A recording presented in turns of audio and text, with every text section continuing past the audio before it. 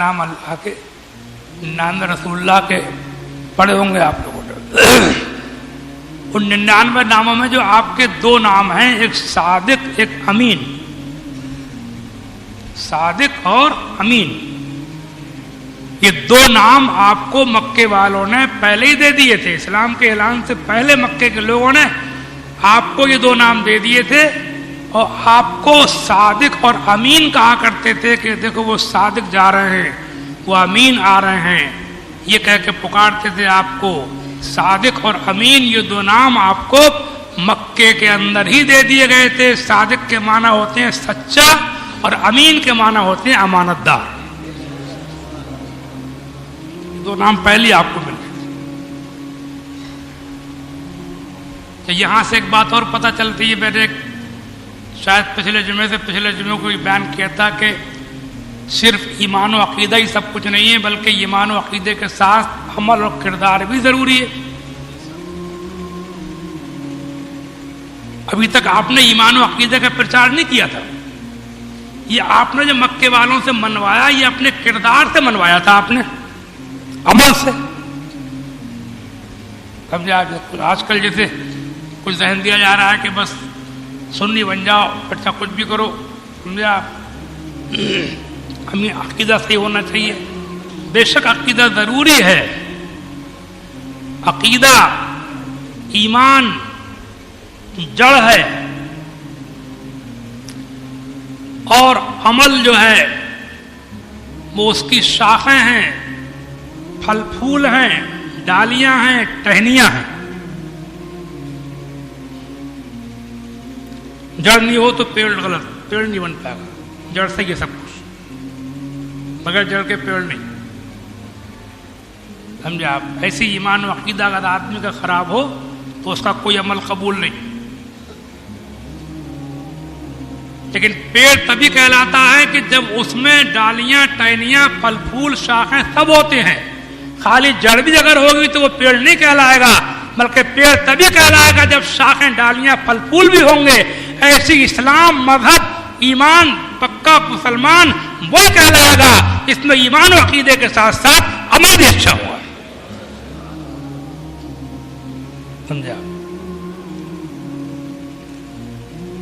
बल्कि अमल अच्छा ना हो तो इससे बदनामी होती है। और आदमी मुसलमान है, शराब पी रहा है, बदनाम कर रहा है मुसलमानों, जुआ खेल रहा है, चोरी कर रहा है, डकैती डाल रहा है, हेराफेरी कर रहा है, धोखा दे रहा है, मिलावट कर रहा है, किसी पर जुल्म कर रहा है, सता रहा है, नमाज छोड़ रहा, तो इससे तो और बदनामी होती है। कुल मिलाकर के बात यह है कि अल्लाह ताला तौफीक दे तो अल्लाह ताला ने हम आपको अपने कर्म से अकीदे की दुरुस्तगी दी, ईमान दिया और मज़हब अहले सुन्नत अता फरमाया। अपने महबूब बंदों के शान में गुस्ताखी से हमको महफूज फरमाया, बेअदबी से महफूज फरमाया। हम अल्लाह की इबादत भी करते हैं, अल्लाह वालों से मोहब्बत भी करते हैं, लेकिन इस ईमान व अकीदे के साथ साथ अमल जितना अच्छा होगा, उतना ही दरख्त खूबसूरत होता चला जाएगा। मैंने बहुत सारी कुरान की आयतें जुम्मे को पढ़ी थी जिनमें ईमान के बाद अमल का जिक्र था। एक दो आयतें आज भी याद आ रही हैं मुझे, सुन लो। वैसे बहुत है। 30वें पारे की मशहूर आयत है, वल अस्र इन्नल इंसान लफी खुस्र इल्लल्लज़ीना आमनू व अमिलुस्सालिहाति व तवासौ बिल हक़्क़ि व तवासौ बिस सब्र।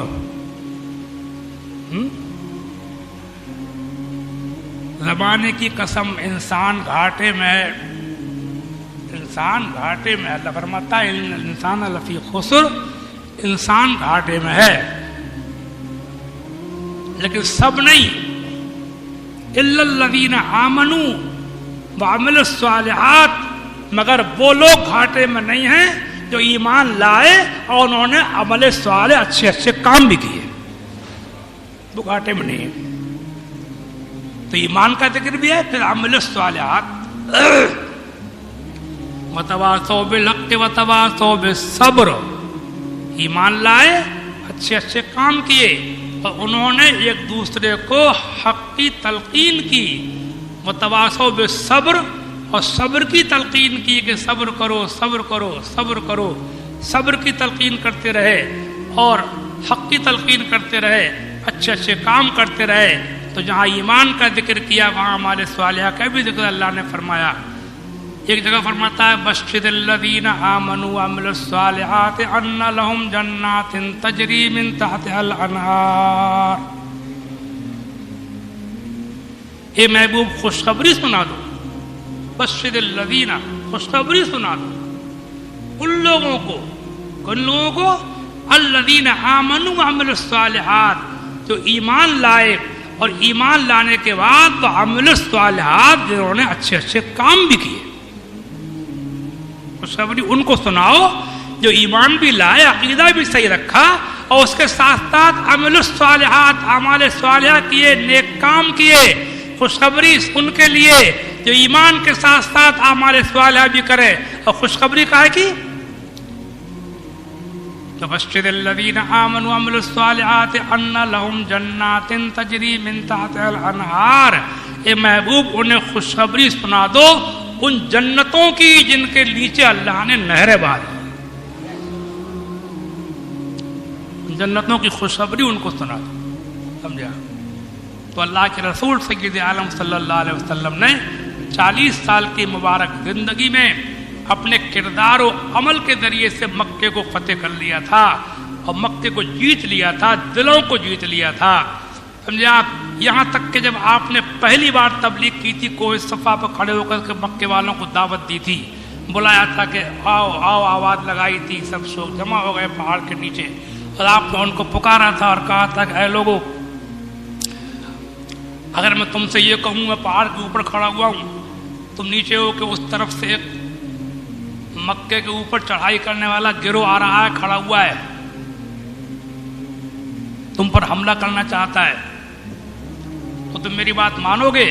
تو پورا مکے کا جو اکٹھے ہو گئے تھے سب نے کہا کہ اے محمد، ہم نے تمہیں کبھی جھوٹ بولتے نہیں دیکھا ہے، اگر تم کہو گے کہ پہاڑ کے پیچھے کوئی لشکر ہے جو مکے پہ حملہ کرنا چاہتا ہے، ہم یقیناً آپ کو سچا جانیں گے، ہم نے کبھی آپ کو جھوٹ بولتے نہیں دیکھا، کبھی جھوٹ نہیں سنا آپ کی زبان۔ اس کے بعد جب آپ نے فرمایا کہ اب سنو، میں اللہ کا پیغمبر ہوں، رسول ہوں، اللہ کے علاوہ کوئی معبود نہیں ہے، اور میں اللہ کا رسول ہوں، اور سنو اللہ نے اور باتیں آپ نے بتائیں، سمجھا آپ؟ اگر تم نیک اچھے کام کرو گے، ایمان لاؤ گے، جنت پاؤ گے، ورنہ دوزخ اللہ نے تیار کی ہے۔ تم میرے اوپر ایمان لاؤ، کلمہ پڑھو، اللہ کی توحید کے قائل ہو، بتوں کی پرستش کو چھوڑ دو، اللہ کے علاوہ کوئی معبود نہیں ہے، کسی کی عبادت نہ کرو، جب تم مجھے سچا جانتے ہو تو میری بات کو مانو۔